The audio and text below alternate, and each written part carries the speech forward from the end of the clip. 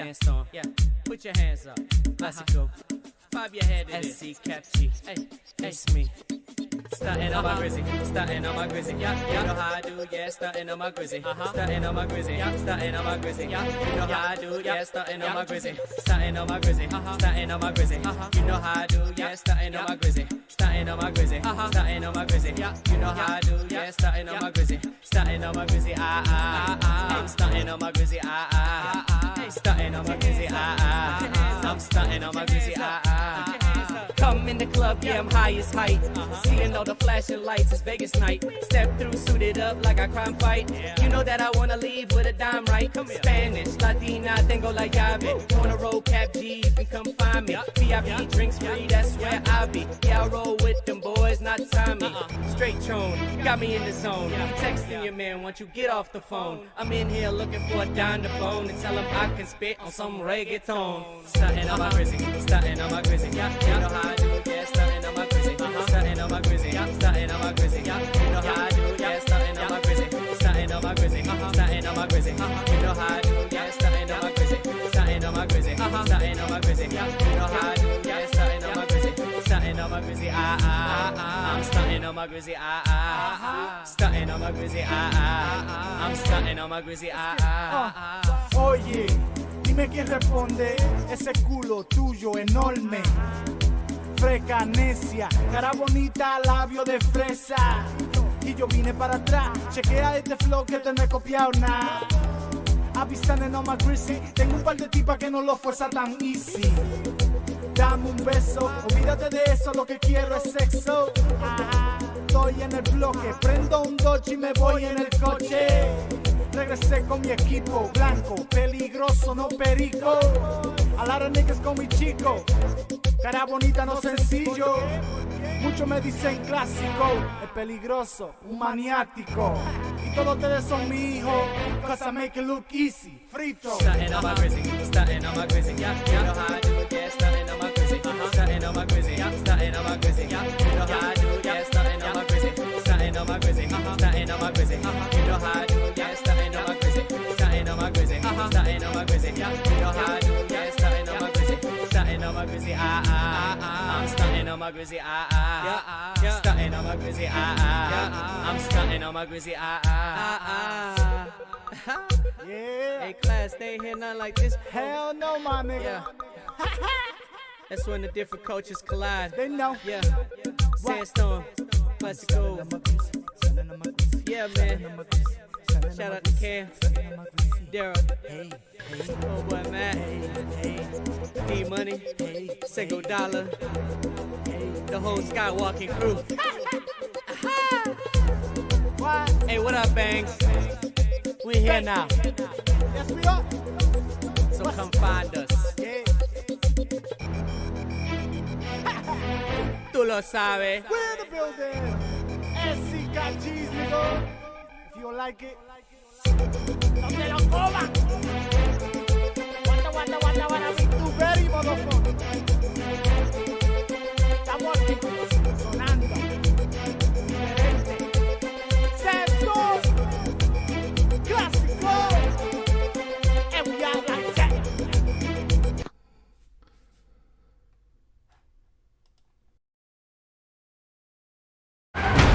You gotta be kidding me. You're gonna risk the entire mission for a mental defective dressed as a court jester. This coming from a guy that wears a toilet seat on his head. We don't leave one of our own behind. Hopefully Harley's still alive. No funny business, Colonel. These are dangerous people. Team 2 is clear to go. Fire on 3, 2. What are you guys doing? What? We're here to save you. You were gonna save me? It was a really good plan, too. Well, I can go back inside and you can still do it. That's patronizing. I'm so sorry. Harley Quinn. Blood sport.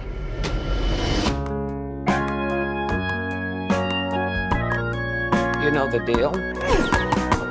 Successfully complete the mission, you get 10 years off your sentence.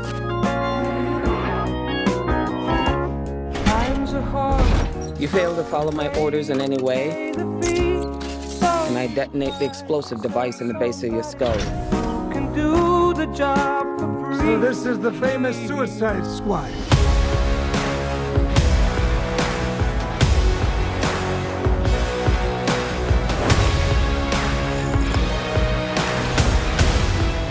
numb? Any questions? And Yes, that is your hand. Very good. we're all gonna die. I hope so. Oh, for fuck's sake. Here's the deal. We fail the mission, you die. If we find out any information you give us is false, you die. If we find out you have personalized license plates, you die. What? No. If you cough without covering your mouth. Hardly. Although, that isn't an open invitation for you to cough without covering your mouth. What's the plan? How the hell am I supposed to know? You're the leader. You're supposed to be decisive. And I've decided that you should eat a big bag of dicks. If this whole beach was completely covered in dicks, and somebody said I'd eat every dick until the beach was clean for liberty, I would say no problemo. Why would someone put penises all over the beach? Who knows why madmen do what they do?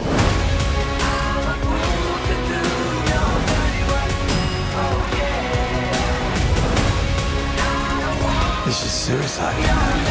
Well, that's kind of our thing.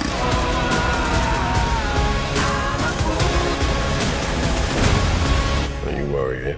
I'm gonna get you out of here alive. I'm going to get you out of here alive.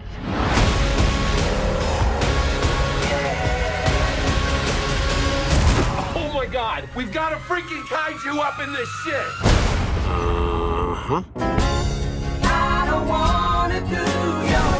We love the rain. It's like angels are splooching all over us.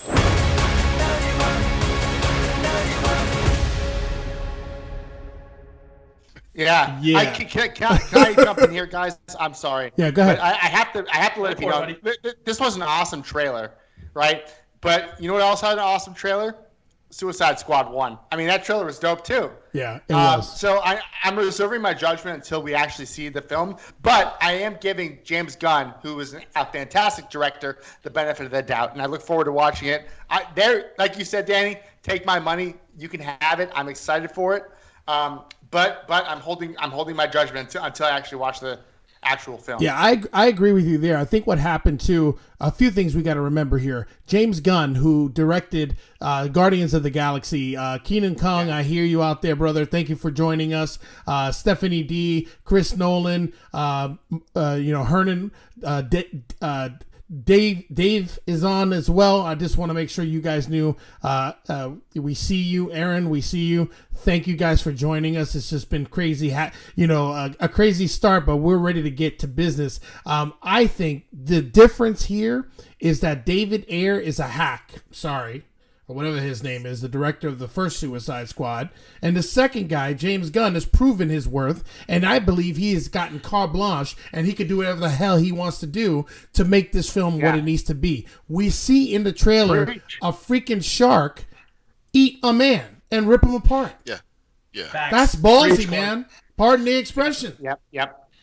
Absolutely. You know, You throw Idris Elba in a movie, I'm gonna watch it. By the way, Idris Elba, fantastic. wonderful actor. I'm glad that they brought him in. I was disappointed they did not have Bloodshot in Will Smith. Deadshot. This one is Blood Sport, is it? Correct me if I'm wrong. So a lot of blood, right? So real quick, did you guys, is this going to hurt the movie that Will Smith is not in it? I think personally, I think they replaced him with a fantastic actor in Idris Elba. So, I mean, I think it's just a give and take there. I think it's pretty even. I love Will Smith, but I think Idris Elba is enough to fill in.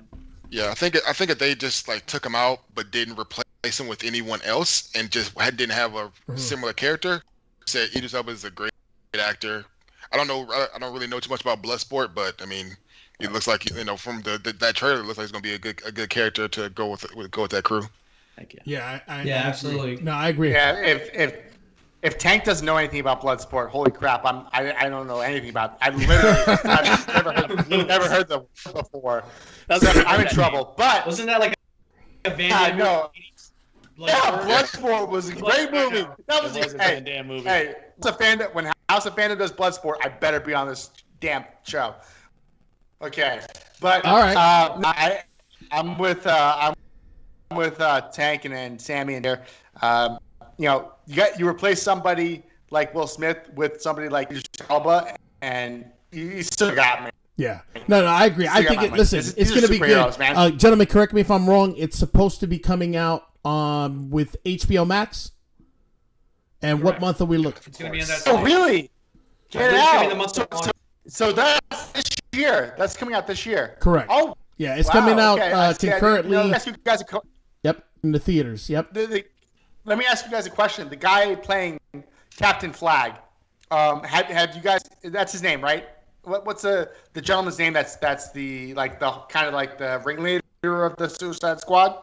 Joel Kinnaman, the actor Joel Kinnaman. Well, the actor I know, the actor I know, and from a series on Apple Plus called what's it called? For All Mankind. Oh, For All Mankind. For All Mankind. Yes, great. Fantastic show on Netflix on everybody here. But so is that the same actor that was in the first one too? Because I don't remember him being he was in that ringleader the first time. He was. Yep. Same guy. Okay, so everybody else is the same except for no more Deadshot, no more Crocodile Guy, no more Fire Guy, right? Yeah, I think what they're going to do is they're just going to let the first movie kind of left off. Bring back Harley Quinn. You mentioned here Flag. Ring is in it as well too. We're just replacing. I did see that. People. Yeah. Because you were saying. I know, like in the comic books, like a lot of times, like the mainstays generally are like Deadshot, Harley Quinn, and Boomerang, and I think King Shark as well. But then they kind of just circle out different villains. Yep. Yeah, I agree. Yeah, they don't need the same ones for recognition. That's why. Yeah, I agree. It's gonna. Thank you guys. It's gonna. Listen, I'm excited about it. The reason I bring it up, I know we're gonna be focusing on the Justice League, but here's the thing: a lot of people don't realize that Zack Snyder's imprint has been on the DC universe for quite some time, including this movie. The producer of this movie is Zack Snyder. So even though all reports are saying that Warner Brothers is moving away from Zack Snyder in the DCU, in this instance, he's influencing the Suicide Squad. So it'll be interesting to see if anything comes out of the fact that everyone keeps talking about Zack Snyder's Justice League. So it'll be interesting. But before we go forward and start our review, I want to bring up some shout outs. So let me just say special thanks to tonight's show moderator, Moira. Moira's in the chat room. She's been great. Thank you so much. Second, I want to say a special shout out to Sammy's better half, Stephanie. We appreciate you. We know it tonight, the weekend, and it's amazing to have you there. So we definitely appreciate the support to have Sammy on is what I meant. And then I want to give a shout out to Aaron, December 1992 in Chicago, who recently subscribed along with our newest subscribers. We appreciate you. Thank you so much. Now, one last shout out, one special shout out is going to go out to a very special lady in Pennsylvania. She is one of our most loyal listeners and supporters, Stephanie, and Stephanie's mom's name is Miss Kathy from Pennsylvania. So on behalf of the Lights Up boys and the crew, we want to wish you a very happy birthday. So, gentlemen, let's get our singing chops on and serenade Miss Kathy on a wonderful happy birthday coming up this Monday. You ready, boys? You, Kathy. All right, here we go. Let's go. Let's do it. Happy birthday to you. Happy birthday to you. Happy birthday. Happy birthday, Miss Kathy. Kathy. Happy birthday to you. All right. Yeah, let's give her a clap. Let's give her a clap from the Lights Up crew. Ladies and gentlemen, just to let you guys know, we also have the heart of gold. We may be your crazy guys, but we're also a loving bunch of guys as well. So shout out to that team. Now, next thing. We need to make sure that I keep hearing that, Vic, you keep cutting out of the screen. So I'm going to ask you to, whatever you're doing, Vic, to just kind of Let's stay where you're at, Vic. Okay, don't go crazy. All right, very good. So it looks like you're okay. Let's start off with the next piece that we want to cover. Not okay. If you haven't already, please like and subscribe to Lights Up Productions. We continue to get better. Remember, we just created this channel just 3 months ago, and we look forward to continue to bring not only sports shows and movie shows, but music and other things that we have planned as well. So to begin, let me just say, if you haven't already, look at the very bottom of the Lights Up screen. You'll find that we have 2 featured artists, our very own Kyle at Chasing Airplanes, and we just added Wild Bill rocking sticks. This guy is amazing on the drums. He is amazing. When I tell you this guy rocks on the drums, I mean, he's sick. If you haven't already, take a look at his site. It's right below us on the main page. If you go to featured artists, you'll see Wild Bill rocking the sticks. So definitely want to give him a subscribe and check out his channel. All right, boys. We are going down to the main event. Let's talk about the main event, the Justice League. Gentlemen, how excited are you to talk about this finale, the final scene of the Justice League? Super excited. I've been waiting to do it all since we ended part 1. I did too. I can't wait, man. I'm so excited. Can I just say, I never saw the first one, but this one blew my freaking mind. And I mean, from a cinematic perspective, I mean, like I was actually really, really engulfed in it. And even at the end, it was just, they redeemed themselves. And when I saw the comparison between the two, I was surprised. I was really impressed with what they did. Yeah. All right. And we have so much to talk about there, so I'm really excited too. We do. But All no. But listen, it's gonna be. There's a lot to talk about with it. I'm excited about it as well. So let's go and let's kick things off and let's bring up where we left off. Where we left off, we talked about the grades of what we felt was the Justice League. How well Part 1 did. We had different varying grades. I'm going to start out by calling on Danny. Danny did not necessarily like the first 2 hours of the Justice League as much as we did. He had a score of a B-, I believe, whereas I had an A-.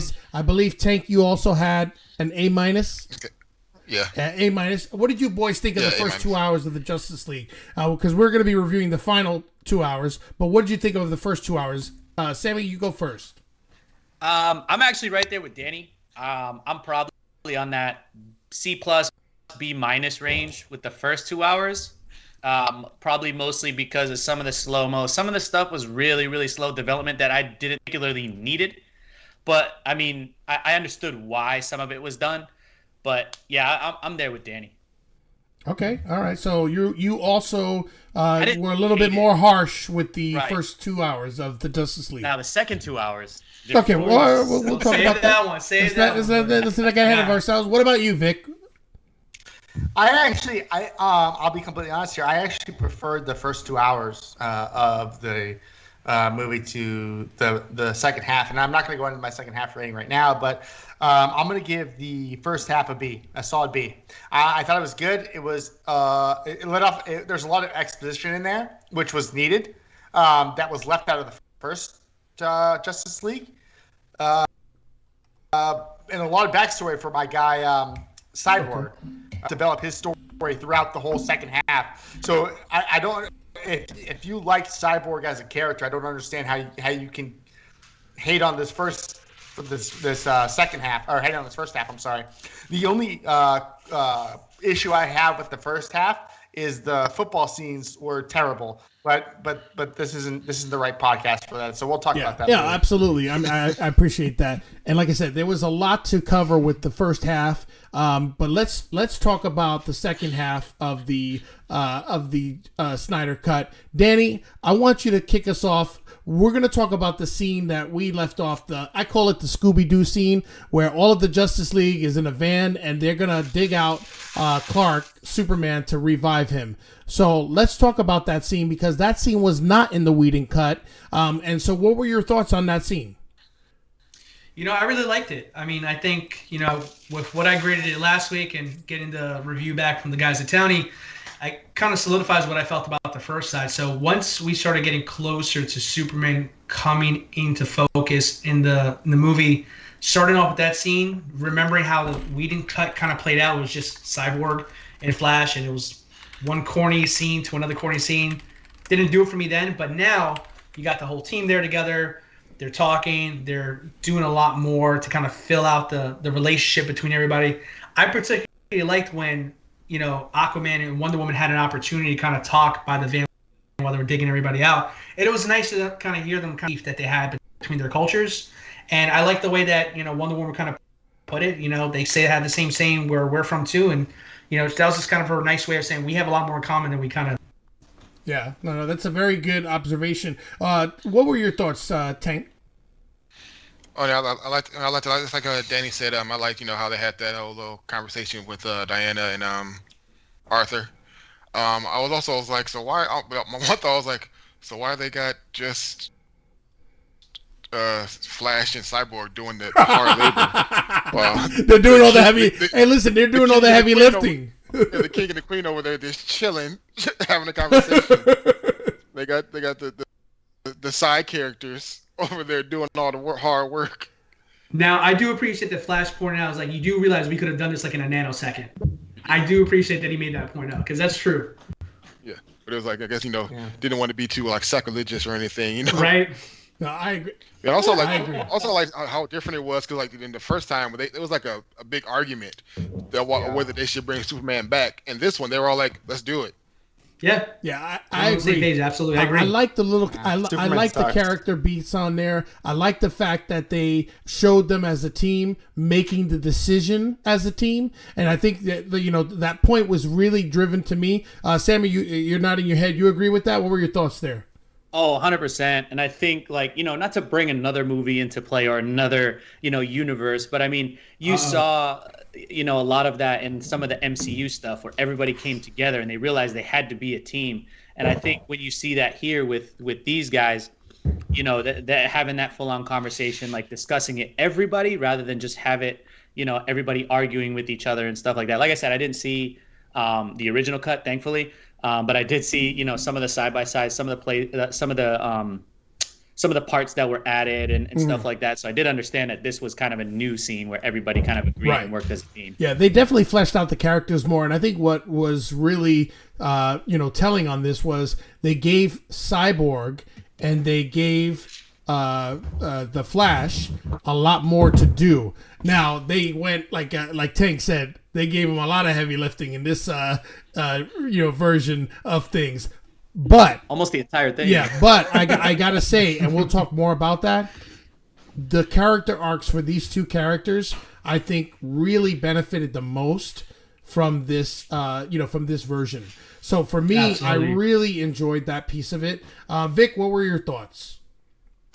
First of all, not my Flash. # not my Flash. Let's get that going. Not a fan. I actually enjoy Grant Gustin, the CW version. I think he's a great Flash. I'm really upset they didn't cast him in this movie. I really did. The issue I have with it is Superman is trash and he is overpowered. Okay. So here's the issue I have. The issue I have with that belligerent remark. First of all, let's fix your camera because your camera is going all over the place. Listen, have you been giving sangria to the camera? Because your camera is hopping around like a damn jumping bean, bro. Can you freaking keep the freaking camera in one spot? I mean, you're giving people a damn dizzy spells, okay? Let me ask you a question. And try not to slur. Podcast. And listen, when you talk about Superman, when you diss Superman, try not to slur your words while you're doing it. Okay? Let's focus. Let's focus. Okay. So Superman's PER was like 1,000, right? My guy comes in. Okay, so you're an all-powerful super being who cannot be murdered, right? No shit, you're going to be a superhero. Why wouldn't you be? This man has no character arc. Of course you need to be a superhero if nothing hurts you, right? I mean, let me ask you a question, Sandstorm. If I gave you unlimited like abilities to fly. You could get shot with a bullet and not get hurt. You could run as fast as you wanted. Like, would you not be a superhero? I mean, I'd probably be more like Hancock, but yeah. Like you'd help people, right? Like there's no conflict there, my guy. Like there's no like, oh, should I help people? Like if you don't help people, you're a dick. Wait, hold it.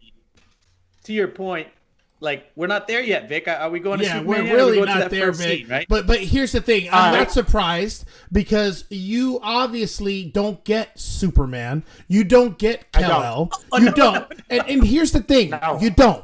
Let's make it a point there. You do not get Kal-El, okay? And not only do you not get him, okay? Not only do you not get him, but you still don't get the fact that it's not about the fact that he's indestructible, okay? It's about the fact that this man is not a man. First of all, he's an alien, okay, from Krypton that has the wisdom to use his powers for good, okay, and make that choice instead of ruling the galaxy, okay? So maybe for your mind, it's not an asshole. Maybe for your mind, it's hard to comprehend that, hey, I am all powerful, but I'm going to use it for good.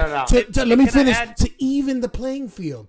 That's all. I completely disagree with everything you just said. Here's my issue with it. So I never said like I would, if I had his superpowers, I'd be a complete ass. I said the opposite. I said that if he did not use his powers for good, he was a complete asshole. Which he obviously is not. I know I don't want you to get your butt hurt about this, but my guy, like if he had like superpowers like this, like I would be a superhero if I had his superpowers. And then you see Jeff Bezos. Jeff Bezos has Batman money. You don't see him being Batman. Take. In fairness, as far as we know, right? That's a hot take. Okay, real quick, because listen, we know. How does he get those packages to come Danny, in? we know you're a Batman guy. Tank. What say you about this belligerent buffoon? And when I say buffoon, I'm not talking to Vic. I'm saying the comment is buffoonery. Well, for one, we're way off convo about damn justice. But I mean, it's the same thing. That's what anyone who doesn't like Superman says. He's too powerful. He's this, that.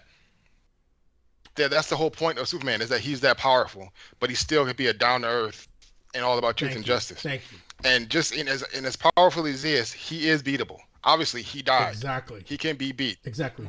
Most of his villains are stronger than him. Exactly.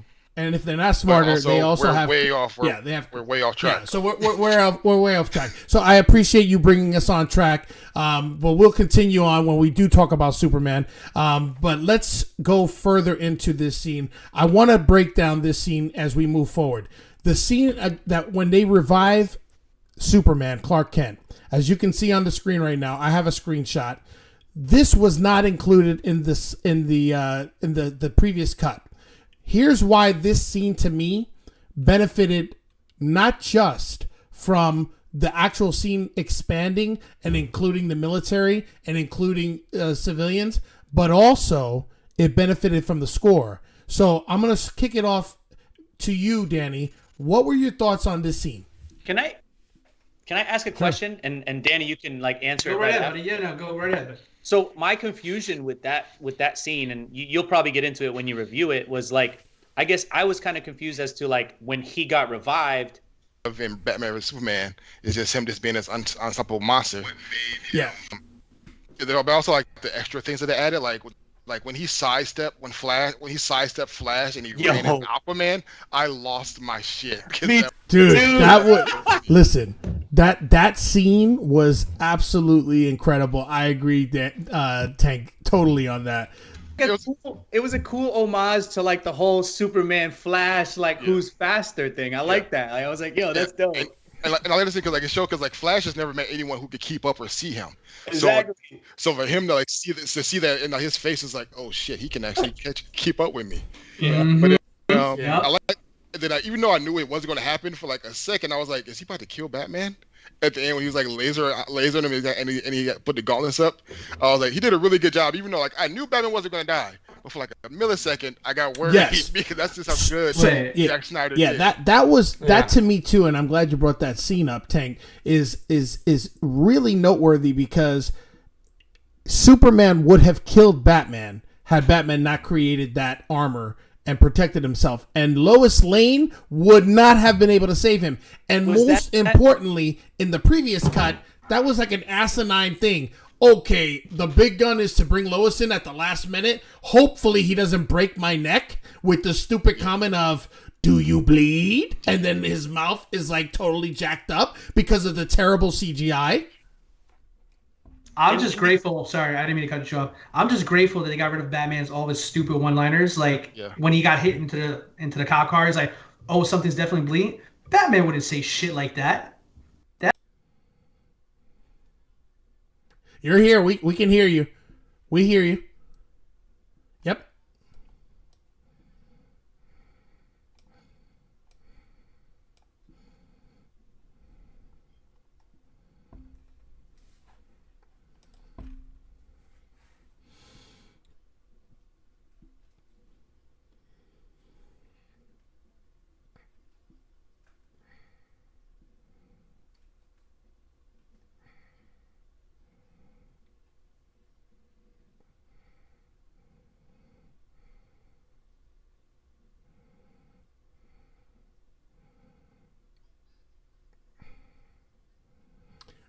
So all right. So here's the thing. If that is the case, let's make sure that my resident Batman connoisseur, Danny, does that get your seal of approval?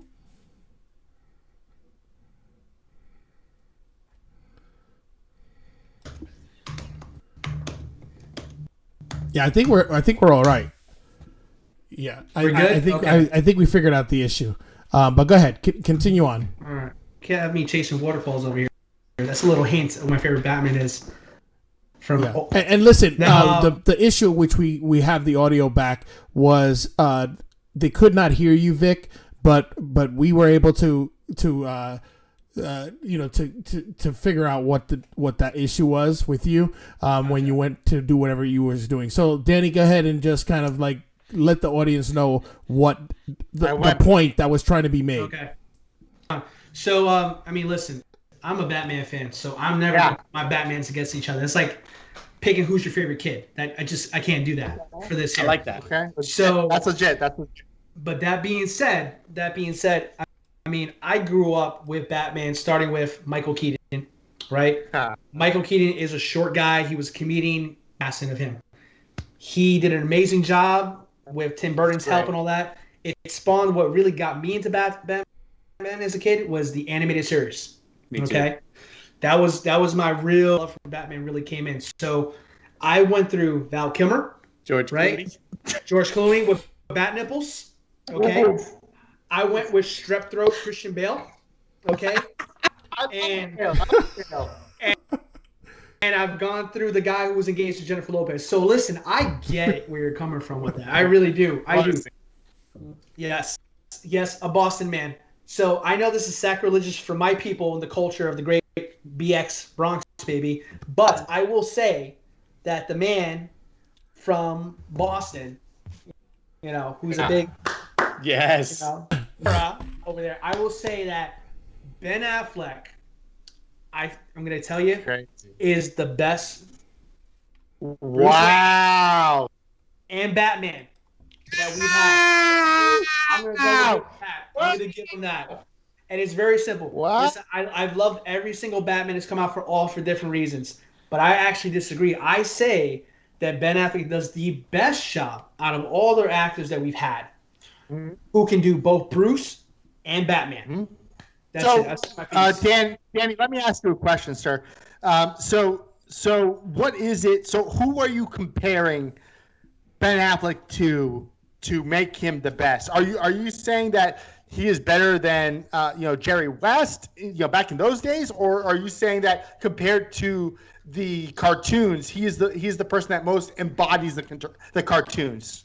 Yeah, no problem. And you know what? It's funny you bring that up because yes, he probably reminds me the most of how the animated series Batman was portrayed. But I mean Jerry West. I'm sorry. I know. Listen, you're still tuned into your towny sporty stuff. So.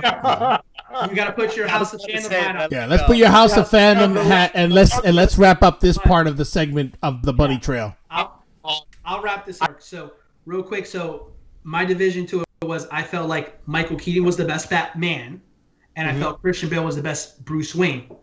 With Ben Affleck, I feel like he does them both perfectly together. Okay, he's the most complete Batman. That's interesting. You know, real quick, let me just say the audience in the chat room says Cliff Bravo says Ben Affleck is the best old man Batman. Facts. John H says he does not agree with your assessment on that Batman. Also, Val Kilmer was garbage, and so was George Clooney. What the F? So, I mean, there you go. You forgot about those. I mean, George Clooney was what the F. Let's so, be real. But real quick, I want to just leave it to the Tank, and then we'll move forward. Tank, what is your assessment on it, and then we'll move forward to it. What, the best Batman? Yeah. Well, Kevin Conroy from the animated series. That don't count. We're talking about movies. It does count to me, goddammit. No. Listen. I would have said the same thing. That's not fair. Live Keaton. Okay, very good. I agree with you. That's right. Listen, I agree with you. Batman. Michael Keaton will be reprising his role as Batman in the movie Flashpoint. He is considered by far one of the best Batman. So I think one, if not the best Batman. And let me explain why. The main reason for it is that Batman was never supposed to be this like powerful guy, and Michael Keaton was never powerful looking. His money is what made him strong because he was able to get those gadgets and afford to do all those different things. Ben Affleck is a beast. So it kind of goes against the whole Batman shouldn't be powerful. You understand what I'm saying? That's just my thought. I don't think so. Oh, my guy? Hey, hold on. Flashback to BVS. What did Batman say to Superman on the rooftop when they started fighting? And he sprayed him with the kryptonite. He says, you feel that? No. Obviously, yes, he said no. But what he really said says, you're not strong. Men are strong. Oh, I do remember when he said that? All right, then. Yeah. I do remember. Let's not make this a Batman Superman thing. Well, listen, we've got an engaging group of people out there. MQ says you're wrong, sir. He disagrees with it. It looks like the assessment of Kevin Conroy. I know that he was the voice of Batman in the series, correct? The cartoon. Yeah. Or the animated series. So I so a lot of assessment is that was also a great Batman. So there you go. But again, live action Michael Keaton, in my opinion, that's where we would go. So you would go real quick. I want to move on to the next piece of this because this fight scene I thought was really critical because one, it shows that Superman was not. He was still a little salty about how Batman did him in Batman v Superman. And he was ready to, shish kebab some bat. You know what I'm saying? And listen, I thought that scene played out amazing. I really enjoyed the scene, how very short it was. When he goes and beats up the Justice League, and then he's going through the tanks are shooting him, the machine guns are being fired, and I thought that was just a really cool scene, and it happened so quickly and it didn't waste too much time. Boom, boom, boom. But the scene improved not only with the visuals, I got to give credit. The audio was amazing. When I say audio, the soundtrack. I thought this by far, the soundtrack was way better than Danny Elfman's soundtrack. Danny Elfman from the composer of Batman 1989 with Michael Keaton, by the way. I did not think he did a good job with the Justice League Whedon version soundtrack. Did you boys like the soundtrack? Yeah, Think what you saw, buddy. Yeah, I liked it a lot. I mean, it was at some points, it was back in the first part, but like when Flash and Bruce were first meeting, the music seemed a little weird and unnecessary. Right. But everywhere else, like the score and everything was amazing. It was a lot better than than Whedon's cut. Yeah, I agree. All right, so let's do this.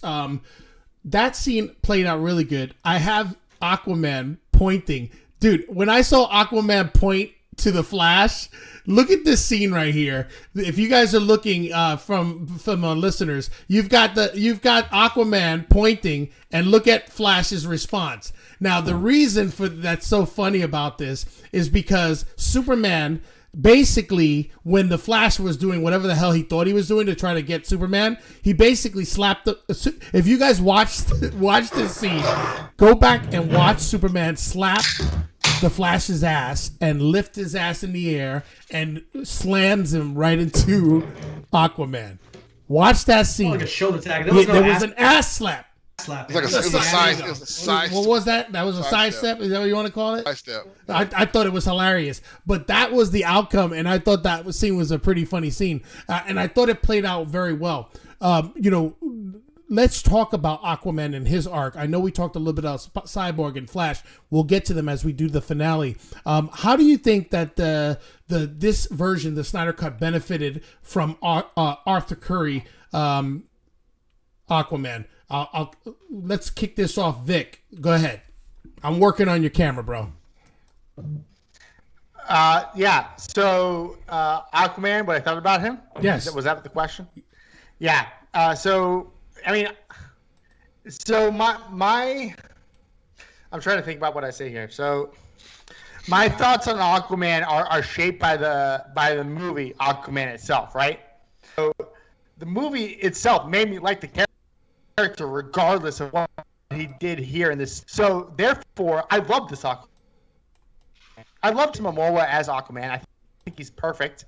And the movie Aquaman itself made me like the Justice League Snyder Cut version that we got here. So yes, I enjoyed Aquaman here. So do you feel that this version of it gave him a little bit more to do? Because I also thought that Aquaman was kind of like just a supporting character as well. Yeah, no, I feel like he definitely was a supporting character. But he was. I'm sorry. Were you referring to Tank or Clark? Okay. Clark. I apologize, Clark. So Clark, I think that this Aquaman was definitely a little bit more hamstrung than the other one. I think he was more prevalent in the Whedon cut than he was in this one. But like I said, he already got his own movie. Like he didn't need to be, out there doing his thing. Okay. Oh, what were your thoughts, Tank? I think he was great in the first one. He was great in this one. They actually fleshed out I feel like they set up more of his story for the actual movie since Justice League came out before Aquaman. So cause they had they had him talking more about his heritage, and they also showed what's his name, Vaco, the guy who trained him. Mm-hmm. They actually had Willem Dafoe. They had him in there. Yep. Yeah. And so I think that it was a lot. It would have been a lot better for this to set up Aquaman movie because it would have had more of his backstory than we did. Absolutely, Tank. Absolutely, because it was almost weird. It felt like we were going back, right?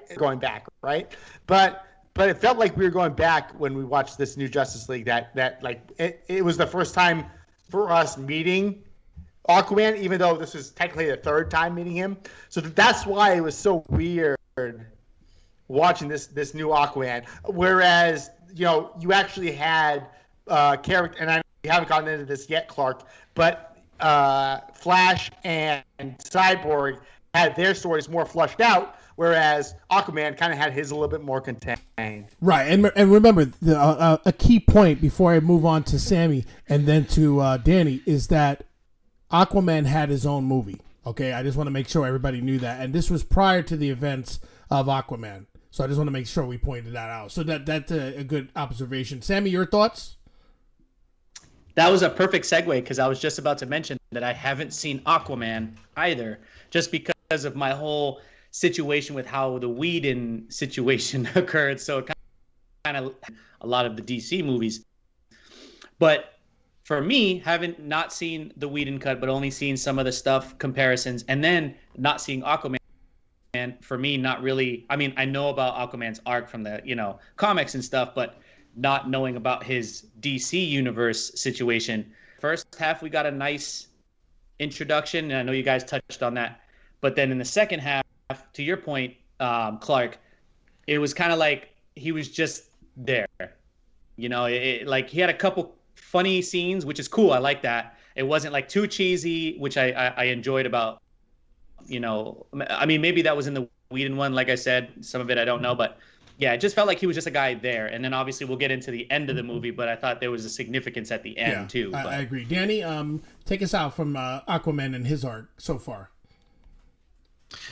Yeah, I mean, Aquaman in both cuts didn't have a huge role in either one movies. I covered it a little bit in our panel from last week that, you know, he was the very first superhero from that movie to get a movie right after that was released. Like right after Justice League was released that year, the following year he received his solo movie, and that was really kind of Snyder's kind of idea behind some of the decisions he made with some of the characters. At the time, Aquaman was already in production.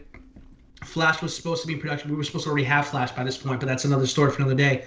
So, but I mean, at the same time, maybe basically, I think it got to the point with him where he got enough space to kind of tell a little bit of what his story, what's going to be coming in the next movie.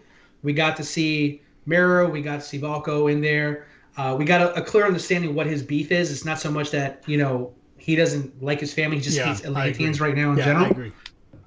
And I think that's nice that they kept it short, sweet, and said, like, tune into the next one. We'll go into more detail. Yeah. So I thought it was fine. I liked the extra scene that was added into it there. And I think that was just perfect because if we got this 3 years ago, 4 years ago when it was supposed to come out, it would have worked perfectly going right into the solo movie. Right. So. Very good. Well, let's do this. Let's remind everyone that there were actual villains in this movie that weren't Superman before he figured out he was Superman. Let's play the trailer to the villains version of the Justice League for Darkseid.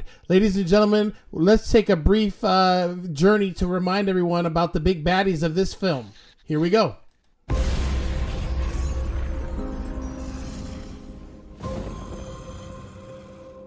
This world is divided.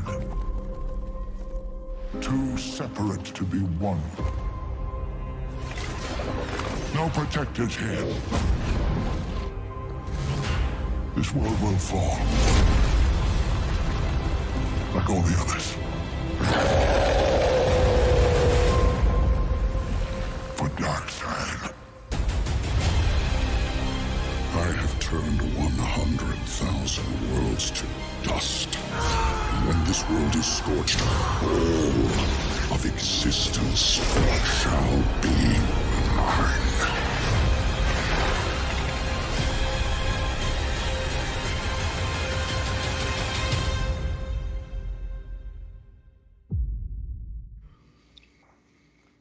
All right, we're back.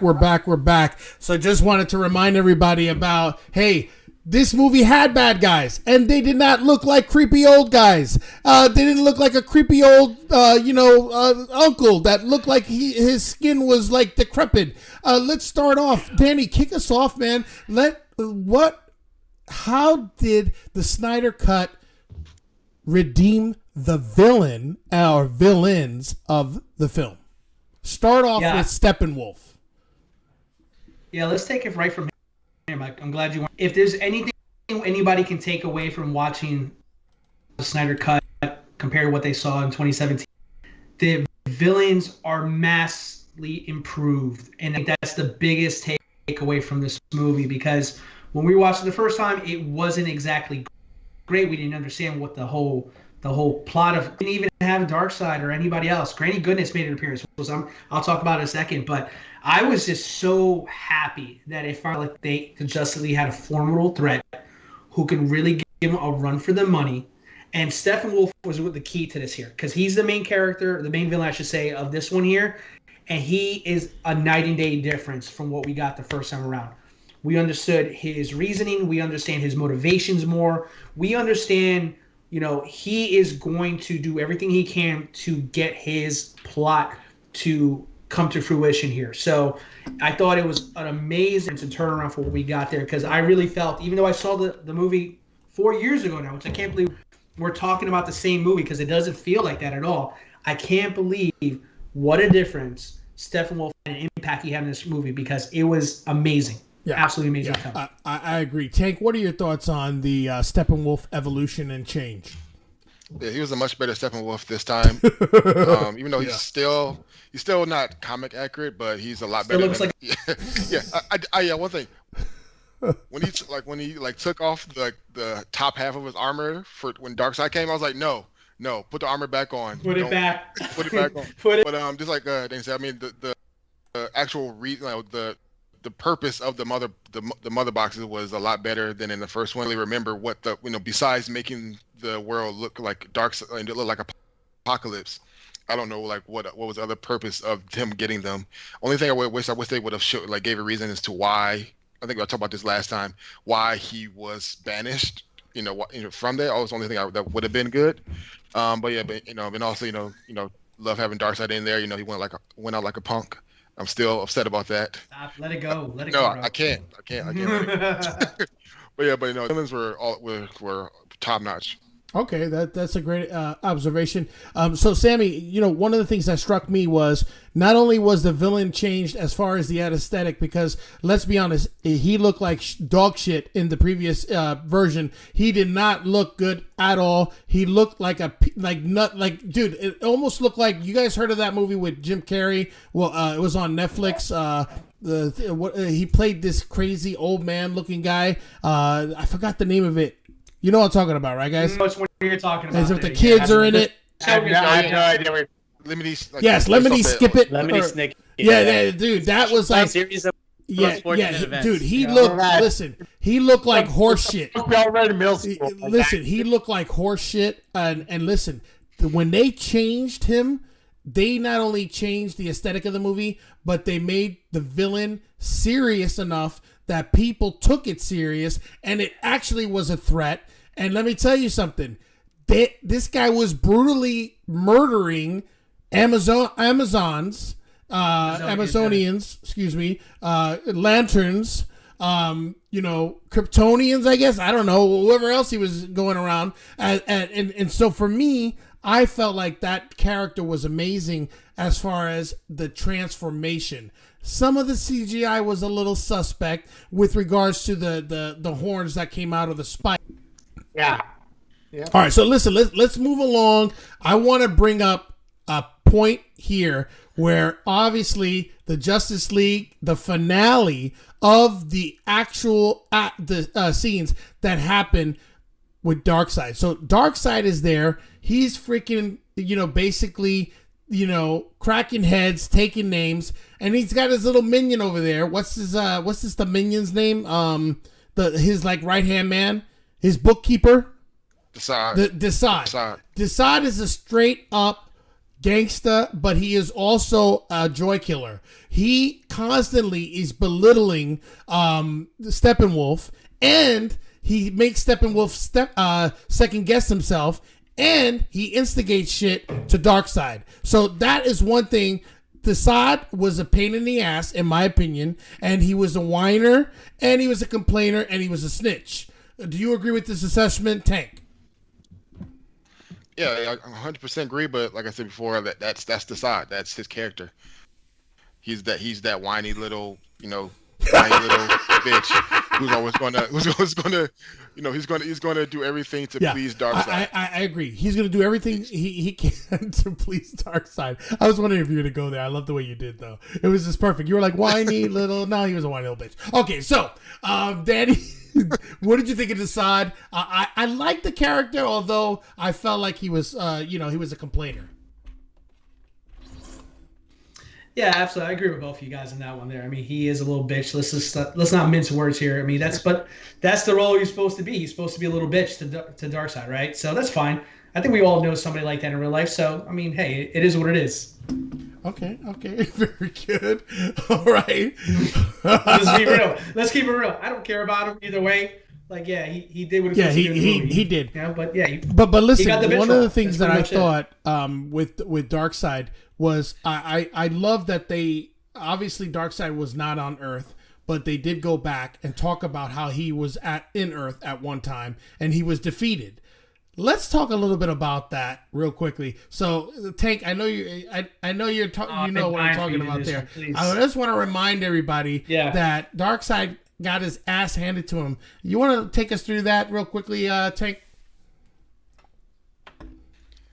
Well, yeah, he was, he's on there. Then he was, I think he was, at the time he was, well, after he had like killed the Green Lantern, which Green Lanterns, I don't understand. They're supposed to have the most powerful ring, but they're always seem like just the weakest. I agree. But he was, he's fighting, killing everybody. Then he came up against Zeus, Ares, and I want to say Artemis. And then Ares came up with that axe and stabbed him right in his chest. And then he got pulled away by some parademons and then passed out. Like Darkseid passed out. He fainted. He got beat so I posted a meme. He got fainted. He got beat so bad he forgot where he was. He couldn't find him.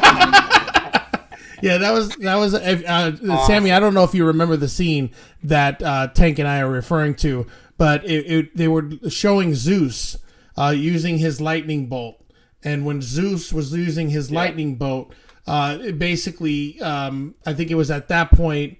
Who was it that Ares came in? Ares. And cracked his head over cracked him over the head with a bottle or something like that. And so it was pretty messed up. Well, however you did it, I just like to say that.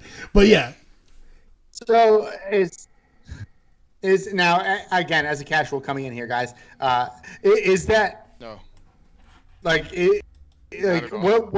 Okay, so the God thing, that's not something that typically happens in DC movies. Well, yeah, the gods have come in the comics a little bit, but Darkseid being beaten so easily does not happen. So as a casual coming in, is Darkseid the Thanos of DC? Well, he was. Darkseid actually is before Thanos, so he was created before him. Right. But yeah, he is. Okay. Yeah, a lot of people don't realize that. Thanos, Darkseid of Marvel. Right. So when everybody says, "Hey, we copied Marvel," actually, DC had it first. Get facts, folks. Didn't happen. Sorry. So piece of shit. I apologize. No, it's okay. Your camera though is just as drunk as you are. So I mean, I'm not doing anything to the camera. No, that you are the one producing this podcast. So fix my camera. I listen. I could do so much, but the fucking camera, excuse my language, is like a jumping bean. It's like a jumping bean. All right. Anyway, listen. All I'm gonna say is what it is. So, all right, moving right along here. I do want to say that I felt that in the last 2 hours of the movie, it really picked up. It was kinetic. It was bam, action piece after action piece. You knew what was going on with the characters, and I really felt like the finale that we're discussing when they're in Russia was done so much better. Danny, I hated Josh Whedon's version of this piece with the Russian family and everything else. How did you like it? What did you think of the action set pieces, the color scheme? Talk us through it. Yeah, so for this part of the movie here, this is where really you're getting your money's worth. This is where Zack Snyder's skills really come into play compared to what we saw in the last one. I mean, first off, they got rid of the stupid filters. There was a red background in the Josh Whedon version. They took that away. They scrapped that out. And the team itself felt more visceral when they came to attack. When they finally united after 4 hours of this stuff, all right, the payoff was great. I mean, Batman felt like Batman again. Wonder Woman was back to being a badass. Aquaman was a G. I mean, Flash was doing his thing. I mean, it was cool as everything felt way better in place than how it showed up in the other one. When you watched it the first time around, it felt throwaway action scene. It was just chopped up. It didn't make sense. And, I just hated it, honestly. I agree. I thought it was a mess. I thought the scene was absolutely atrocious. The CGI was absolutely horrific. I thought it was done terribly. I thought that it was come on. You have a film that is supposed to be, budgeted at $300 million and it looked like shit. So for me, it was terrible, terrible, terrible, terrible. It could have been done way better, and it was done way better. And one of the things I do want to point out to the audience and everybody else listening is that, just to point out a fact, one, everything but the last scene, which is the nightmare scene, was filmed in 2016. This was not filmed and in reshoots. Everyone that keeps talking the haterade about, oh well, Josh, Whedon, he basically was working with what he had. He actually reshot about 80% of what Zack Snyder had already completed in his own way. Zack Snyder completed a 4-hour movie. Now, granted, it could not have been released theatrically in the 4-hour cut. It was not realistic. And let's be honest here, guys. 4 hours is way too long to sit in a theater. 3 hours is long. If you watch How long was Endgame? 3 hours. 3 hours. Obviously, you can get away with it, but even then, you're stretching. Where are you going with that, Sammy? You're stretching. But go ahead. Where are you going with that? Where are you going with Sammy? Cut a little bit of the slow-mo, some of the pointless scenes, and I think you could still do a Snyder's cut. Oh, I agree. I agree. Do you agree with that assessment, Danny? Yeah, absolutely. I think what we have to keep in mind here when we're talking about this cut here, this is a cut for the fans. This is a cut to kind of reward us for our loyalty to the whole process of getting this restored. And I'm sure when he was actually, no, in fact, Clark, you actually did already mention this before, that Snyder presented a cut of the movie that was shorter than this, a lot shorter than this, actually. Right. It was, I believe, 2 hours and 42 minutes long. That's right. You said that in the last one we did here. So, I mean, the fact that he gave us the 401, he just wanted to kind of, point that, hey, I really did have a different vision for this movie. And I'm not going to cut anything out. Not all of it works, but I think he understood that I'm just going to give you everything I had and show it to you guys and let you just see it for yourself. So, yeah. But yeah, I think if we got it in theaters, it would probably be a lot shorter. And I think that could have improved the movie, but it doesn't matter. No, it doesn't matter. And you're right. It was done for the fans. Obviously, it was done for the fans. That was the whole point. And but it could have been released theatrically. I just feel though that it may not have been completely fleshed out. The issues that you have here is you're trying to service all these other superheroes that did not have the luxury of having their own movie, a la Marvel. You know what I'm saying? Yeah, and Clark, and one more thing too. Despite what everybody thinks here, there's still stuff in this cut of Zack Snyder's movie that was still cut out. Right, absolutely. The beauty of what happened between our last podcast and tonight is that there's been information that's been coming out, leaked little by little. In fact, you hit on it before, Clark. We were talking about Green Lantern. Actually, no, I believe Tank was. I'm sorry. Tank was talking about Green Lantern being in that fight scene. We actually were going to have a real Green Lantern, guys, in this one. And there's footage of that. That was already done, too. Yeah. So we were supposed to have John Stewart in this one. Yeah, no, I heard about that as well. Tank, did you hear that? Yeah, I heard it. I don't know. I didn't know it was Jon Stewart, but I remember that there was at some point supposed to be a Green Lantern. Yeah, it was filmed. Yeah, I agree. Still cut. Real quick, I want to take a minute to recognize the crew here, guys. I really appreciate everything you guys have been doing to bring this epic conclusion.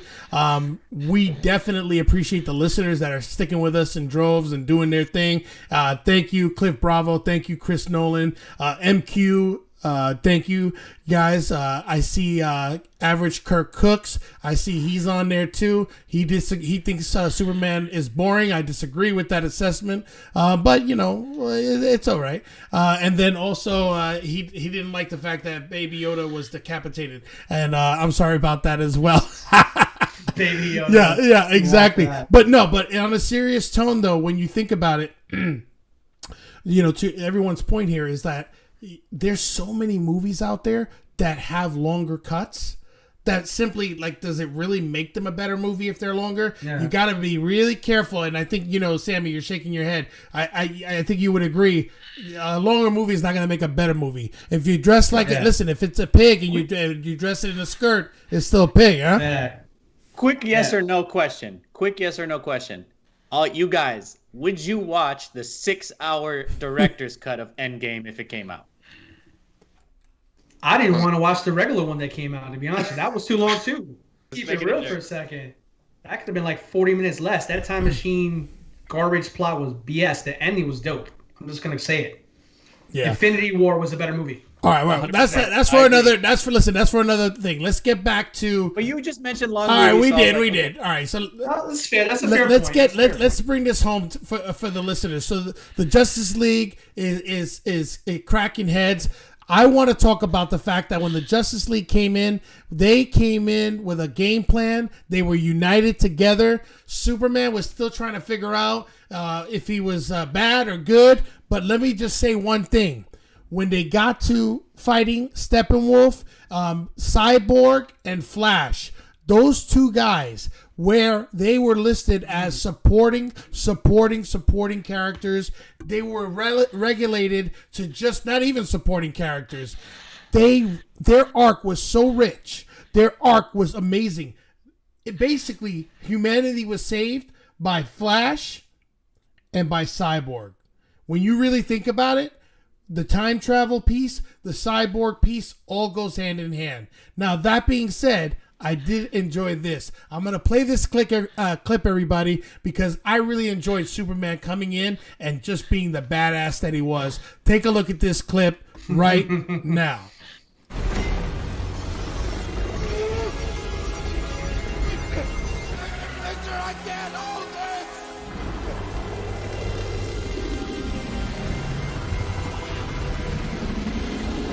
For Darkseid. Not impressed.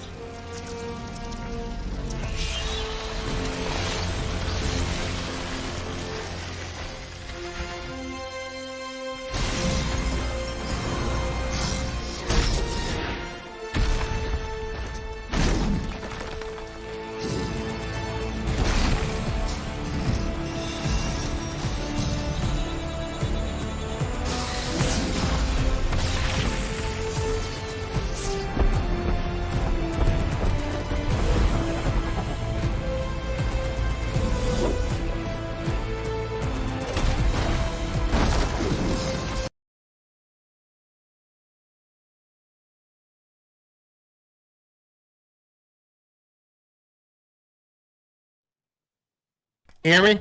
You hear me? All right, everybody, we're back. We are back. And yeah, so I love that scene. I thought that scene was badass. I love when Superman said he went not impressed. I thought that was so badass. I love, and Danny, I know you said this too earlier. I love when Superman got his powers back. When he was in the spaceship, as you can see here, he emerged with the black suit. When he emerges from the black suit, he flies to the sky and gets regenerated by the sun. For those of you that don't follow Superman or don't understand the black suit was a regeneration suit. Tank, is that a fair statement? Yeah, so yes, regenerated, yeah. The ability to regenerate from the sun and absorb the sun's rays. Is that correct? Yeah, it was more. It was to take in the sun's rays, faster than he would without it, so that he can heal up quicker and get back to full strength. It's not an evil thing, then. Not an evil thing at all. A lot of people don't know that, so I think that was used in this instance for that. And to point out to Chris Nolan's point, who wants to bash Zack Snyder, which we all have problems with him, but saying he's not a big comic book fan. But I think that was a nice little touch to add to his, comic. Oh, absolutely. And knowledge. Listen, I thought it was done amazing. I love the way they introed him. The CGI thing was horrible on Henry Cavill. He had CGI in the Whedon cut. It looked ridiculous, and I felt bad for Cavill because if that's the last that we see of him as Superman, that would have sucked. I'm so glad they brought this in here. If I have any complaint, my complaint is I really thought that it would have been more appropriate that when he turned to Superman, when they were doing the character beats at the end, he should have ripped the shirt to have the original colors, since they weren't going to really cover how he becomes Superman. Forget about the whole nightmare scene because that's after the fact. I'm talking about they were ending it with on a good note. You understand? Do you agree, Tank, that he should have brought him back to his normal costume? Yeah, because I remember talking about it was like at the end where they were showing everybody, and then he was back on the streets, and he still had on the black suit, which, like I said, it was just like I said before, like I didn't want the black suit to be fanfare. That was my concern. Which it kind of was. It kind of was in this one, or it didn't have to be for like the whole regeneration, because obviously from when he was whooping everybody's ass, he had his powers still. He was doing okay. He did open up a can of whoop ass. That's for sure. Yeah, I wish that they would have showed like maybe his old suit was still had that big hole in it from not Darkseid Doomsday's claw. That's why he couldn't use it. He just I just feel like they just chose this suit one for fanfare and to like foretell more of the Nightmare. Yeah, I agree. Let me ask you guys this real quick here. How disappointed were you guys that Superman did not come back with a mullet? Let's get that out there.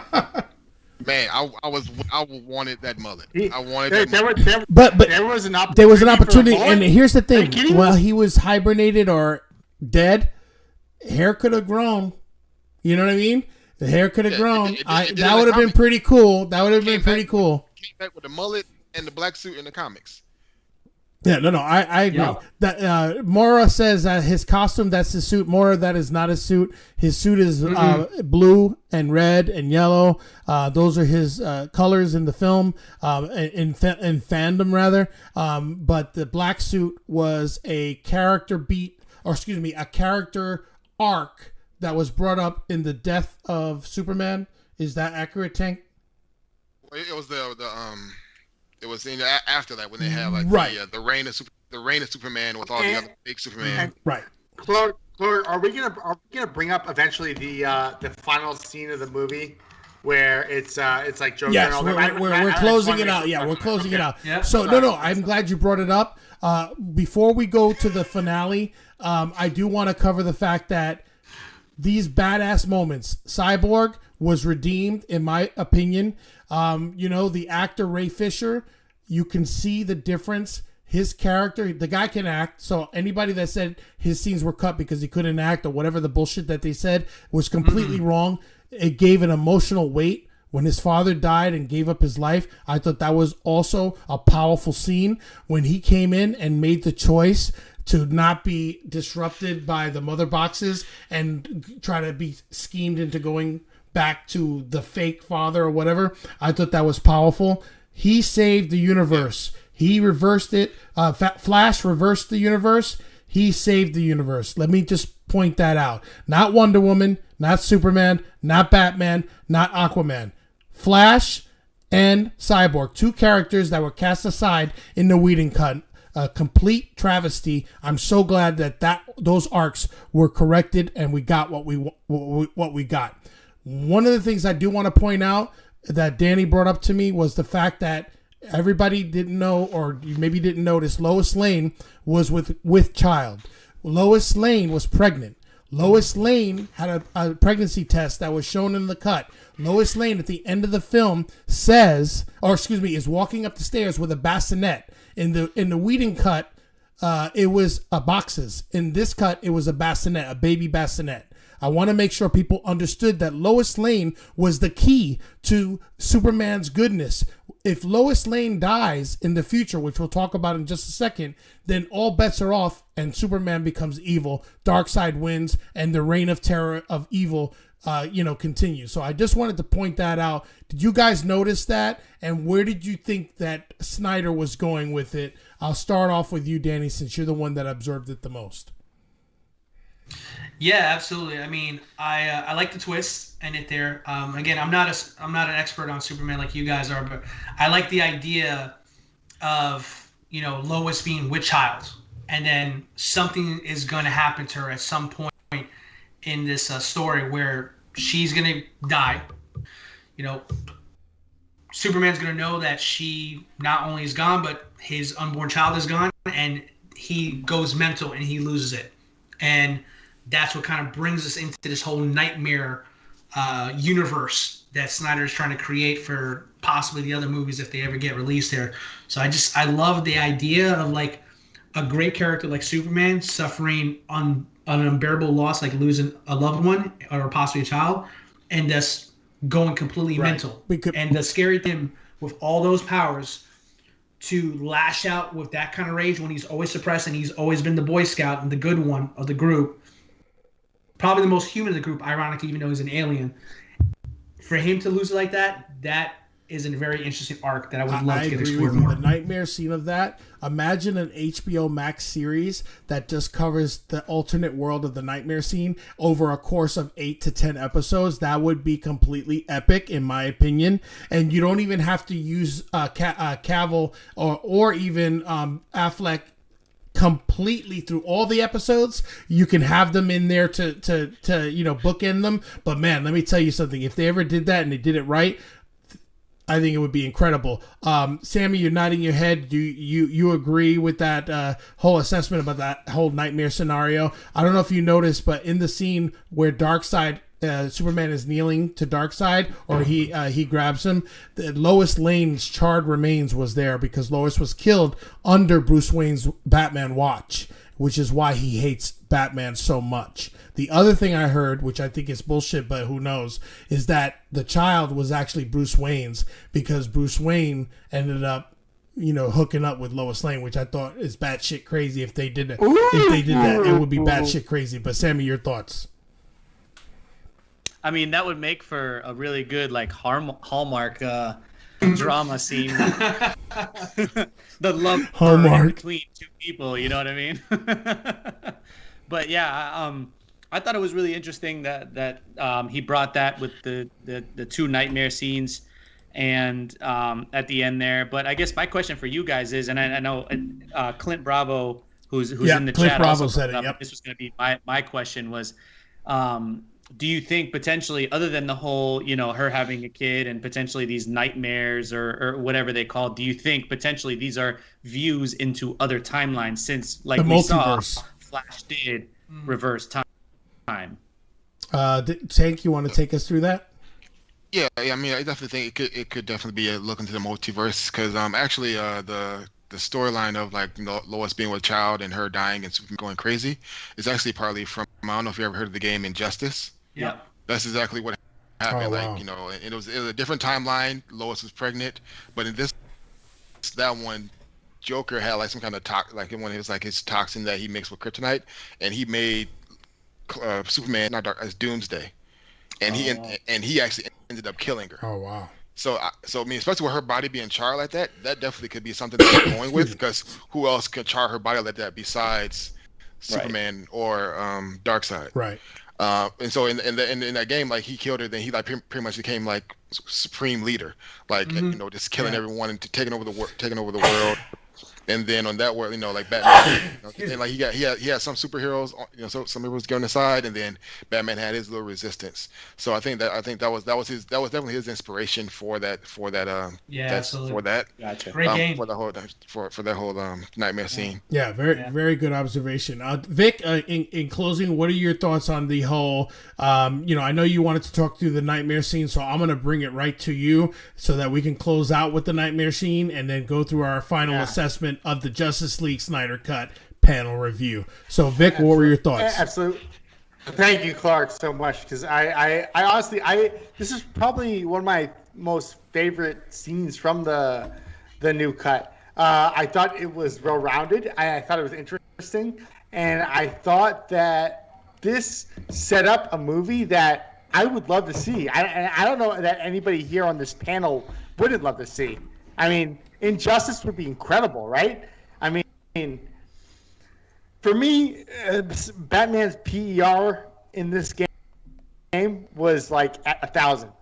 Just personally, I thought Superman's PER in this game was above 1,000, and to see him as the villain is such a unique take in the DCU. How many injustices have we gotten? How many flashpoints have we gotten? I know we're supposed to get one, but how many have we gotten where it kind of turns the world upside down? And I don't want to talk too long, but that's a movie that will turn everything on its ass, basically. Yeah, no, I listen, I agree with you. Danny, your thoughts on the nightmare scene, and was it necessary to add on, especially in light of the fact that he may never do anything further than what we got now? Well, listen, I mean, in fairness, a lot of the Snyder Cut is not necessary, but as I said before, I mean, this is going to be a fan service kind of movie. He just wanted to give us everything. He wanted to give us that gift of just hey, take it from me. Yeah, I could have cleaned it up and all that, but I just wanted to share it with you guys. So as far as the nightmare scene, you know, I think Sammy mentioned it. There was 2 so far. One here, one in BV. One in BVS is one of my favorite scenes so far in all these Snyder movies. Number 1. This one here, I mean, it was okay. There wasn't really much going on in it, but I think Zack Snyder's a very smart guy. I think what his goal was for that was to give people something to talk about after watching the movie, and more importantly, kind of get people to get back on board with getting his version of the universe together. And Clark, I know you're moderating, but do you mind if I ask a quick question to you guys, to Clark, to Tank, and to Danny? And I love you. But guys, can you tell me, like, would you want to see more Jared Leto as the Joker? I want to see more of Jared Leto as the Joker. Oh, let me jump in as the Batman specialist on this fucking panel. I will never, ever call Jared Leto my Joker. Okay, that guy is a shit show as Joker. Okay? What about Joaquin Phoenix? Man, that's good shit right there. That's yeah, good. but like, he was too real. But does he fit in? But does he fit in? Does he fit into the aesthetic? You know what I mean? Like, does he really fit in? Because that was more of a character drama piece that looked at mental society, health, and society. It does not have to be that complicated at all. You simply great actor like Joaquin Phoenix, and you just stick him there. No one's gonna care. You stick him in there and say, "Hey, that's Batman. That's Bruce Wayne. I'm sorry, that's Ben Affleck's Joker now." No one's gonna say shit about that. Jared Leto, in confidence, and I will fight anybody who disagrees with me on this one, is the worst Joker we have ever seen. Period. I agree with you. Seen him as I agree. It was the worst. But No. I've not seen him as a Joker. I have seen him play the Riddler with green hair. That's what I saw. Yeah, but the small scene, the 2 minutes that he was filmed by Snyder, I thought was actually very well done. Listen, if that's as good as it's gonna get. Well, it's 2 minutes. It's only 2 minutes. It's only 2 minutes. That's all he's got. Okay, so the Joker is gonna tell, "Hey, who's gonna give you a reach around?" And I'm supposed to take that guy as my Joker? Fuck out of here.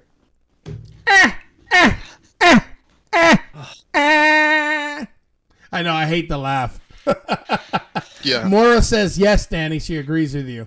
Thank you. Yep. She felt like we should have used Joaquin Phoenix as the Joker. Tank, do you agree that Jared Leto, which by the way is an Academy Award winning actor, was supporting Academy Award winner?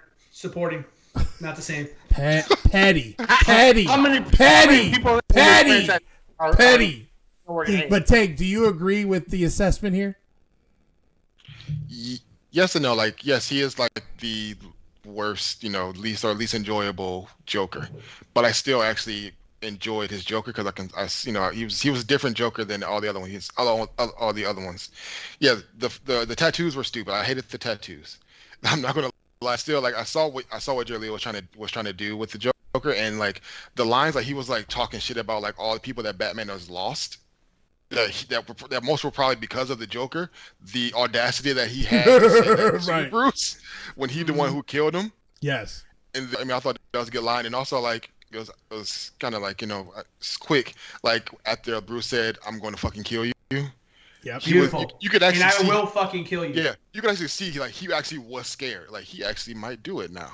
Right, and I also like the fact that Batman taunted him as well, Tank, when he said, Harley Quinn, when she was her last breath was to make sure that I promised her that I would kill you. Yeah.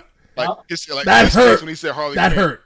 Nerve when he said Harley, because as soon as he said Harley, his face just changed. Dude, he really hit a nerve there, man. That was really absolutely. So all right, so gentlemen, I think we have come to the part where, listen, we have covered so much stuff. I gotta say this much. One thing for sure, it's got people talking. And you know something? It was an event. I enjoyed it.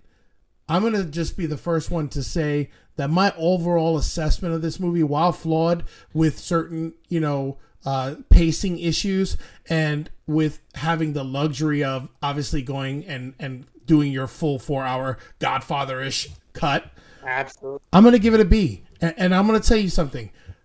For me, the redemption of the characters of Flash and most importantly Cyborg was really important as far as representation is concerned, because they really kicked Cyborg down, and that really sucks, because when you don't have people of color in representation in film, and then you get a character and then you don't use that character, and you had the footage there, so no one can BS us and say that there was no footage or that the footage was unusable.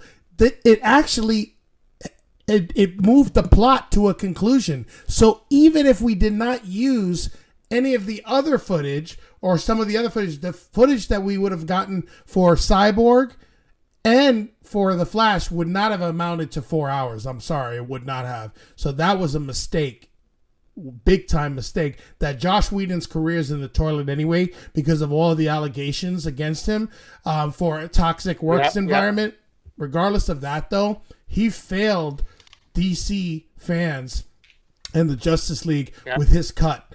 Mandate or not, whether or not he had a job to do, he failed in that job putting together a good Justice League movie. And Clark, can I say that point that you made of putting people of color in an important position in a DC movie was just incredible and well said, sir. It's absolutely true. I mean, finally, with Cyborg coming out here, it was different, right? It was nice, and it was nice to have Cyborg have a full arc, and even though I didn't like him, the Flash had a great arc as well. I agree. So I agree with you. In fact, for me, it just goes to show you that, there was a lot of things that could have been done differently. That's all I'm going to say. You know what I mean? And at the end of the day, we still don't have a good camera for you. So the best I can give the audience is a warped up version of your drunk camera, which is probably what you're looking to. When people see you, they're going to say, oh, there he is. He's drunk. So the camera's drunk. Anyway, I kid. But look, in all reality, I'm trying to give you the live view, but honestly, I think we need to just go to the image here and just use my milk carton, because obviously that's not gonna work, bro. Anyway, so getting back to that, what is your score for that, Vic? Overall for the second half, I honestly enjoyed the second half as much as I hate. The second half of the movie was good, and I give it a solid B+. Okay. What about overall? Overall, the movie, I give it a solid B, I think. All right, very good. And let's go to you, Sammy, since you asked. What do you give the overall, a part 2 and then the overall? Yeah, so I said I would give it the first part about a C+, B-. So I think the second part for me was like about A-. So I think overall you average that out. I give it a solid B. Okay. I thought it brought a lot of things together, and I came into this unlike a lot of people who are like, now newfound Marvel lovers. Like, I want DC to succeed. You know what I mean? Like, I want to have a choice of really good superhero movies to watch at all times. So like, I wanted it to do well, and I didn't watch the first one, thankfully, but I did get to see this rendition, and I was. Yeah, I completely agree with you with that assessment. Danny?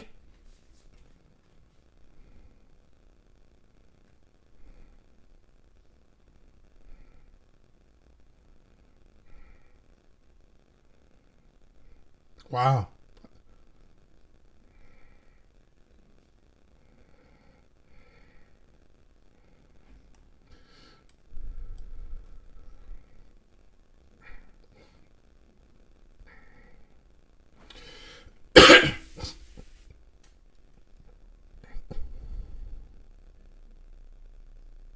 Yeah. Oh, yeah.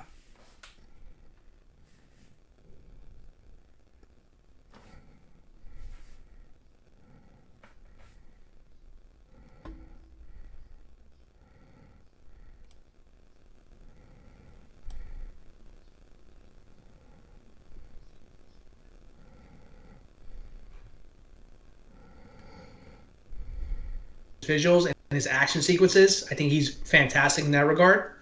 When Flash rewinded time and the debris and everything is coming back into focus and everything is being restored, that shit was awesome. It was pure gold how that happened there. And honestly, how the end came back, they had a second chance. It really was able to kind of bring it back all together where Steppenwolf gets impaled, super face, and I'm sorry, and Wonder Woman chops his head off. So I was just gonna say, I'm glad you brought that up because she did chop his head off, and then it ended up on the other side of the paradox or time travel or whatever, which I thought was amazing, and it was kick-ass part to that. So very good, Danny. I appreciate that. So your final grade is? Final grade, combining two here, Justice League gets an A. Wow, awesome. And last but certainly not least, Tank. Thank you for hanging in there, brother. I know we were supposed to not go this far, but this was an epic conclusion. We had many viewers on here, and so I want to close things out with you, Tank. And the reason for that is I know that you are extremely well-versed in the world of DC, obviously a huge Superman fan like myself. And so as you close this out, can you just give us your overall assessment of Part 2 and your final assessment of the Zack Snyder cut? Absolutely. First off, I want to say, apology needed at all. I've had a blast doing this. I think I gave the first half an A-. This one, second half, it was great. I didn't mention it before, but like a couple times where like Flash foretelling Flashpoint, like when he first time when he brought the mother box back to life, he said if I go too fast, I mess with time a little bit. And then also like when he actually reversed time, he said, gotta break the rule. So that says he did it before. Right. He's done this before where he fucked time up somehow. Right. So like when he actually reversed time, Superman's in his entrance was a lot better. When he just came up not impressed, and, blew on the axe and broke it, and then started beating down. That was amazing, yeah. And also like I don't know if anybody noticed it, like how like when he was like going in on Steppenwolf, like he was still like wasn't all there because he was getting really violent. Yes. And both like and they were looking down, going, "Whoa!" And Wonder Woman looked like, "Hold on, you going a little bit too far." Yes. Like he burned off Homeboy's horn. That was. And then he kept on banging on him. That's cold. That was cold. Yeah, that was an amazingly. I thought it was ruthless in its delivery, but I agree with you, Tank. I think he was still kind of like but you know what? I think Steppenwolf deserved what he got. Oh yeah, he deserved it. He deserved it, but he didn't full on before full on regular Superman wouldn't went that far. This one didn't care. He's like, I'm effing you up right now. I agree. I also like the flying scenes as he was approaching him with the original scene of him flying with his. You can actually see him. I thought that was really cool. Yeah. I loved how there was for them to separate the mother boxes. It was more so Cyborg had to connect to them instead of, hey, I just got to separate these with brute strength. There was actually a method to what he had to do. And also Flash had to come in and give him a boost. So I love I loved everything. I still overall I would probably I give it an A, A as well, probably A+. So overall rating, give it a between an A+ and A-. Listen, I appreciate it, Tank.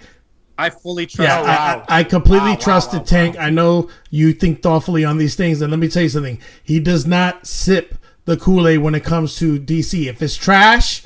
I don't know if you ever read his post. What did you give Pete in Tank? Well, he liked it. Yeah. I like.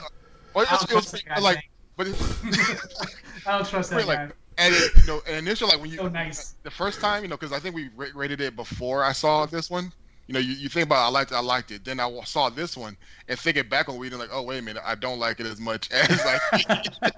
Yeah, no, I completely agree. I think it's just one of those things where there were scenes that were bookends that Snyder cut is in the Whedon cut, but it just was completely ruined with removal of Cyborg, removal of Flash arcs. The heart of the movie is Cyborg in that he doesn't feel like he's a hero.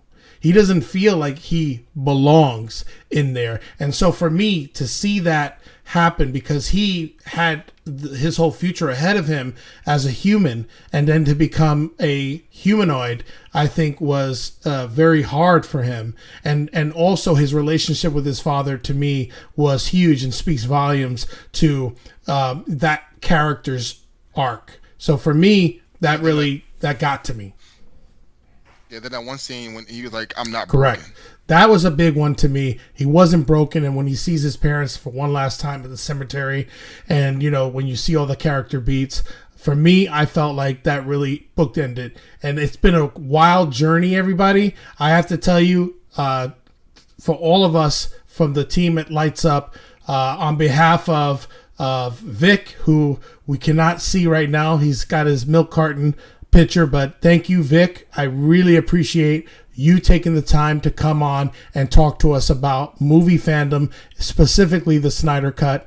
Sammy, the same thing. Thank you, sir, for everything. I really do appreciate it. I will say to Danny, for your support and also your organizational skills, I salute you. Thank you for that. But also thank you, most importantly, for your love of fandom as well. So thank you, Danny. And Tank goes without saying, man. Thank you again, my fellow Superman compadre. You have been an amazing co-host. Gentlemen, we did it. We got through the Zack Snyder's epic Justice League Snyder Cut in two parts. And I got to say, thank you guys, Vic, and thank you again, Sammy, because had you not been here, we would have been rocking it with just the three of us. So Mello, I hope you're enjoying your beers, and I hope that you suck an egg. And Kyle, I understand that you're watching babies, and I understand that. So I'm going to say to you, that's okay. But Mello, I don't like that. That wasn't nice. Trouble, Mello. You in trouble. You in trouble. So let me thank Moira for being an amazing moderator. Yes. Yeah, she has been an amazing moderator, really keeping up. Thank you so much. Don't ever change, Moira. Thank you to all the listeners who have been rocking with us for almost 2 hours. And then also, in conclusion, I want to make sure that I let everyone know that Lights Up Productions, we have a sports show called Townie Sports with Vic and Sammy. And let me tell you, these guys know their stuff. And what's amazing about them is that not only do they know their stuff, but they're entertaining. And because they know each other for so many years as kids, these guys know how to talk to each other. Sammy understands how to deal with Vic, especially when he gets drunk like he is right now. So I love it. I love that about Vic. But Vic, in all seriousness, I love Vic. He's amazing. I'm just busting chops here. As we close up the show, let me thank everyone for joining us tonight. Please subscribe and share to Lights Up Productions. Make sure you like us. Make sure you subscribe. Tell people about us. We will have upcoming shows coming out. We've got exciting new content to premiere. But most importantly, come check us out. Townie Sports, 8 p.m. on Tuesdays, followed by Thursdays. House of Fandom comes back with so much to talk about. We're going to talk about fandom news. We're going to talk about the new Falcon and the Winter Soldier, Marvel stuff, all kinds of stuff. Godzilla and Kong is on the horizon. So we look forward to talking to everyone. Everyone have a great weekend. Have a great night. And once again, this is Clark on the check-in. You guys are amazing. Take care, and we'll talk to you soon. Have a great night, everybody. Thank you, guys. Sandstorm. Yeah. Put your hands up. Let's go. Bob your head to SC Capchi. Hey, it's me. Stuntin' on my grizzy. Stuntin' on my grizzy. Yeah, you know how I do. Yeah, stuntin' on my grizzy. Stuntin' on my grizzy. Yeah, stuntin' on my grizzy. Yeah, you know how I do. Yeah, stuntin' on my grizzy. Stuntin' on my grizzy. Stuntin' on my grizzy. You know how I do. Yeah, stuntin' on my grizzy. Stuntin' on my grizzy. Stuntin' on my grizzy. Yeah, you know how I do. Yeah, stuntin' on my grizzy. Stuntin' on my grizzy. Stuntin' on my grizzy. Stuntin' on my grizzy. I'm stuntin' on my grizzy. Come in the club, yeah, I'm high as height. Seeing all the flashing lights, it's Vegas night. Step through, suited up like a crime fight. You know that I wanna leave with a dime, right? Spanish, Latina, tengo la llave. Wanna roll cap G, you can come find me. VIP drinks free, that's where I be. Yeah, I roll with them boys. not Tommy. Straight tone, got me in the zone. Texting your man, once you get off the phone. I'm in here looking for a dime to bone and tell him I can spit on some reggaeton. Stunting on my grizzy, stunting on my grizzy. You know how I do, yeah, stunting on my grizzy. Stunting on my grizzy, stunting on my grizzy. You know how I do, yeah, stunting on my grizzy. Stunting on my grizzy, stunting on my grizzy. You know how I do, yeah, stunting on my grizzy. Stunting on my grizzy, stunting on my grizzy. You know how I do, yeah, stunting on my grizzy. Stunting on my grizzy, I'm stunting on my grizzy, stunting on my grizzy, I'm stunting on my grizzy, Oye, dime quién responde, ese culo tuyo enorme. Freca necia, cara bonita, labio de fresa.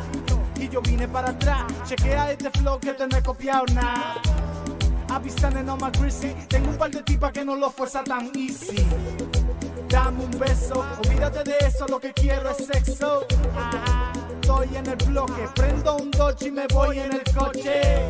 Regresé con mi equipo blanco, peligroso, no perico.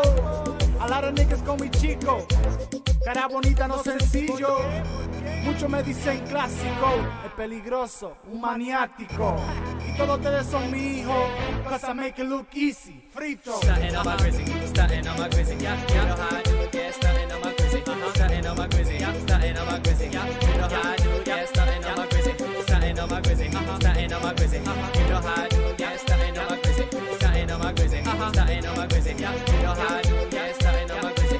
Stunting on my grizzy, I'm stunting on my grizzy, stunting on my grizzy, I'm stunting on my grizzy,